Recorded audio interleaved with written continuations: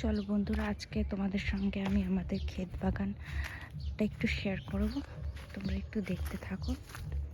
এ দেখো কত ঢেঁড়স গাছ, এখান থেকে আমি কিছু ঢেঁড়স তুলবো। তারপর ওই দিকটায় দেখো বেগুন গাছ আছে, দেখবো বেগুন আছে কি নেই, সেগুলো ওখান থেকে তুলবো। ছোট্ট একটা ক্ষেত বাগান, শীতকালে আরও থাকে। বর্ষা হচ্ছে না, বৃষ্টি হচ্ছে না, যার জন্য এই অবস্থা। বৃষ্টি হলে আরও সুন্দর বা গাছগুলো আরও ভালো হতো। চলো দেখতে থাকো। চলো বন্ধুরা, আজকে তোমাদের সঙ্গে আমি আমাদের ক্ষেত বাগানটা একটু শেয়ার করব।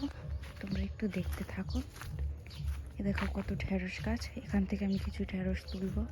তারপর ওই দিকটায় দেখো বেগুন গাছ আছে, দেখবো বেগুন আছে কি নেই, সেগুলো ওখান থেকে তুলবো। ছোট্ট একটা ক্ষেত বাগান, শীতকালে আরও থাকে। বর্ষা হচ্ছে না, বৃষ্টি হচ্ছে না, যার জন্য এই অবস্থা। বৃষ্টি হলে আরও সুন্দর বা গাছগুলো আরও ভালো হতো। চলো দেখতে থাকো।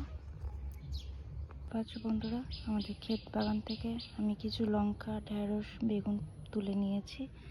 গাজর নেব ভাবছিলাম, বাট গাজরের জল না হওয়ার কারণে মাটিতে এতটাই শক্ত হয়ে গেছে, তুলতে আর পারছি না। দেখি কিছু দিয়ে তোলা যায় নাকি। গাছগুলো পুরনো হয়ে গেছে, অল্প কিছু গাজর আছে, দেখি কি করা যায়।